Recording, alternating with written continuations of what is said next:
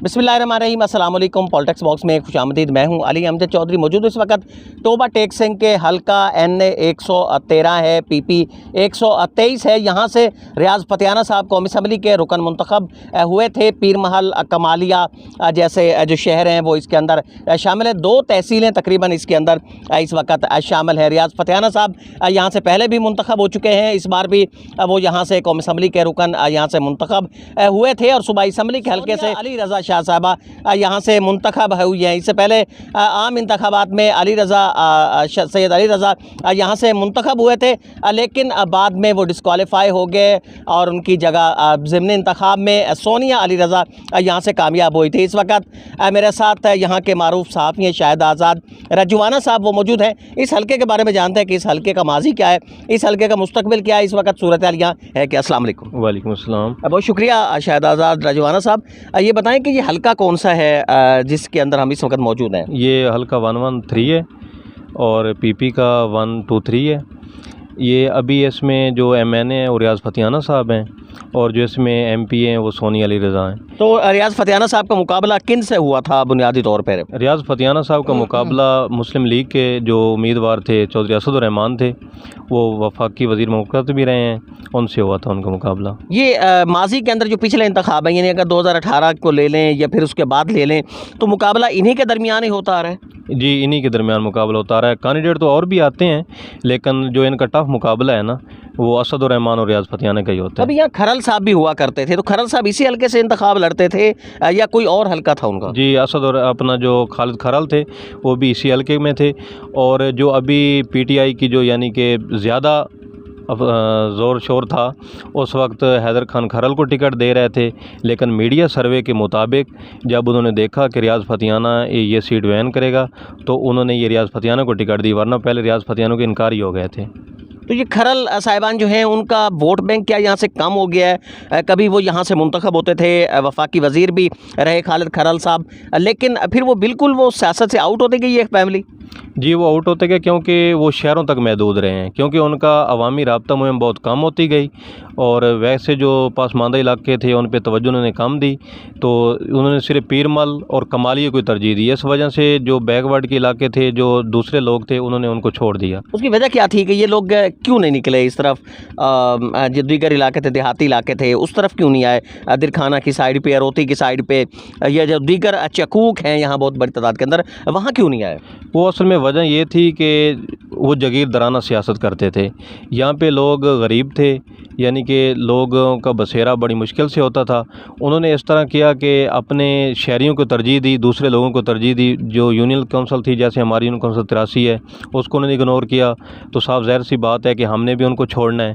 तो इसी वजह से उनकी ये बैड लक हुई, क्योंकि दूसरे MNA MPA आए, उन्होंने वर्क किया, लेकिन उनका वर्क बहुत स्लो था। माजी के अंदर रहा क्या है? क्या रियाज फतियाना साहब जीतते रहे या फिर असदुर्रहमान साहब भी? कभी ऐसा होता है कि रियाज फतियाना साहब जीत जाते हो, कभी असदुर्रहमान साहब, ये सूरत हाल रही है? बिल्कुल इसी तरह सूरत आ रही है। एक बार असदुर्रहमान साहब जीत रहे हैं, एक बार रियाज फतियाना साहब जीत रहे हैं। ये बारियां ले रहे हैं, ये वैसे ही वोटर का रुझान इधर हो जाता है, कभी इधर हो जाता है, कभी इधर हो जाता है? नहीं, ये बारियां इस तरह हो रही हैं कि जो चौधरी असदुर्रहमान है वो बिरादरी बेस पे ज़्यादा कामयाब होते थे।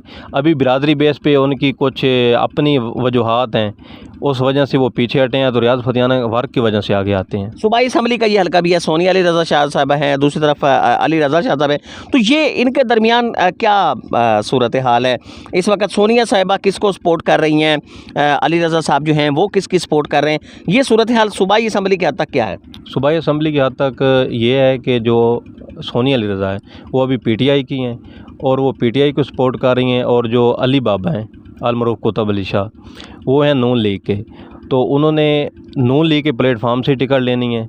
तो नून लीग का अभी रुझान का मुझे नहीं पता, क्योंकि हालात कुछ हवाओं का रुख चेंज हो रहा है, लेकिन PTI की अक्सरियत कमालिया टोबा टेक सिंह में ज़्यादा है और 113 में भी PTI की अक्सरियत ज़्यादा है। जो खरल फैमिली है, आप समझते हैं कि ये इस बार इंतखाब के अंदर आ सकती है या फिर नहीं, बिल्कुल बैकफुट पे रहेंगे इस बार भी? खरल बैकफुट पे भी रहेंगे।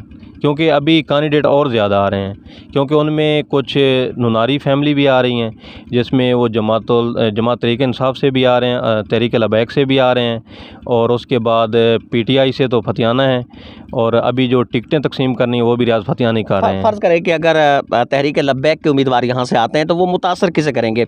रियाज फतियाना साहब को ज़्यादा करेंगे या असदुर्रहमान साहब के लिए नुकसानदेह वो साबित होगा? वो असदुर्रहमान के लिए नुकसानदेह साबित होंगे। जो रियाज फतियाना के लिए नुकसानदेह साबित होंगे वो उनके अभी जो उनके अपने इत्तेहाद हो रहा है उस वजह से उनको नुकसान पार्टी को हो रहा है। एक बार असदुर्रहमान साहब जीतते हैं, एक बार रियाज फतियाना साहब जीतते हैं, अगली बारी तो फिर असदुर्रहमान की दिखाई दे रही है ना? नहीं, वो आपकी बात बिल्कुल ठीक है, असदुर्रहमान की बारी, लेकिन वर्क देखें और पीटीआई के हिसाब से देखें तो ये अभी रियाज फतियाना का ही बन रहा है। यानी आप समझते हैं कि पाकिस्तान तहरीक इंसाफ मकबूलियत की इस वक्त इंतहा को छू रही है, तो ये उस पर ज़्यादा हावी हो सकता है। कौन कौन से बड़ी बरादरियाँ हैं जो इस हलके के अंदर वोट पे असरअंदाज होती हैं? इस हलके में ज़्यादातर अराई फैमिली है, राना फैमिली है, उसके बाद काठिया फैमिली है, ये फैमिलियाँ ज़्यादा हैं, म्यों फैमिली है, गुजर फैमिली है, हराज फैमिली है, राजवाना फैमिली है। इन फैमिलियों की वजह से ना अक्सर जो उम्मीदवार जिसकी सपोर्ट ये फैमिलियाँ करती हैं वो हमेशा कामयाब रहता है। जोड़ तोड़ होगा, आपको दिखाई दे रहा है कि कुछ बिरादरियाँ इधर से इधर जाएंगी अभी? बिल्कुल जाएंगी, अभी जोड़ तोड़ शुरू है। अभी कल से जो इनका इत्तेहाद हुआ है पीटीआई का, उस वजह से भी ये शायद पीटीआई को काफ़ी नुकसान होगा। ये मुझे लग रहा है कि अभी पहले मेजर अहमद नवाज़ भी छोड़ चुके हैं पीटीआई को, वो भी थोड़ा साइड पे हो रहे हैं। तो अभी कल से जब इत्तेहाद नून हुआ है सोनिया रज़ा से रियाज फतियाना का, तो ये मुझे नहीं लगता कि ये अभी पार्टियां सारी साथ चलेंगी। यानी आपको लगता है कि सोनिया शाह और रियाज फतियाना साहब अगर एक उस पे आते हैं पीटीआई के प्लेटफॉर्म पे तो इन्हें नुकसान हो सकता है? नुकसान हो सकता है, बिल्कुल नुकसान हो सकता है। कौन कौन सी बिरादरियाँ हैं जो इन्हें छोड़ सकती हैं, जो कोई अहम शख्सियात जो अलहदा हो सकती हैं इनसे मुमकिन तौर पर? इनमें जो उम्मीदवार एमपी है राना शफीक वो छोड़ सकते हैं, बल्कि उन्होंने अभी साइड इख्तियार भी कर ली है। मेजर अहमद नवाज़ हैं, उन्होंने भी छोड़ दिया है। ये इनकी वजह से, और ये दोनों शख्सियात किस तरफ जा सकती हैं? पीएमएलएन की तरफ जाएंगी या फिर कोई एक नया ब्लॉक सामने आ सकता है कोई आज़ाद उम्मीदवार की हैसियत से? क्या देख रहे हैं? ये अपने आप को तो पीटीआई के लोअर्स कह रहे हैं, ये राना शफीक की भी कह रहा है, लेकिन मुझे नहीं लगता कि ये नून लीग की तरफ तो बिल्कुल नहीं जाएंगे। ये जहाँ तक मुझे अंदाज़ा ये आज़ाद लड़ेंगे या फिर टिकट अगर लेंगे तो ये पीटीआई से लेंगे। रियाज फतियाना साहब सोनिया शाह को यहाँ कबूल कर लेंगे या फिर उनकी कोशिश होगी कि जब टिकट देने की बारी आए तो कोई उनका अपना उम्मीदवार आ जाए, राना शफीक या इस तरह के कोई शख्स? नहीं, अभी तक तो जो पार्टी दबाव की वजह से उन्होंने कबूल किया है, लेकिन सियासत में थोड़े से बहुत तेज़ हैं। आप समझते हैं कि अंदरूनी तौर पे उन्होंने दिली तौर पे कबूल नहीं किया है? कबूल नहीं किया, वो बिल्कुल चेंज कर सकते हैं। ये थे हमारे साथ सीनियर सहाफ़ी यहाँ से शाहिद आज़ाद रजवाना। उनका ये कहना था कि इस हल्के की सियासत हर गुजरते के दिन के साथ तब्दील हो रही है। रियाज फतियाना साहब को पाकिस्तान तहरीक इंसाफ की यहाँ से हिमायत हासिल है। पाकिस्तान तहरीक इंसाफ चूँकि इस वक्त मकबूलियत की इंतहा को छू रही है, लाजमी तौर पर इसका फ़ायदा रियाज फतियाना को होगा। ताहम जोड़ तोड़ का सिलसिला अभी तक जारी है, हतमी तौर पर कुछ नहीं कहा जा सकता। इस हवाले से मज़ीद अपडेट करते रहेंगे। फ़िलहाल इजाज़त दीजिए, अल्लाह निगहबान।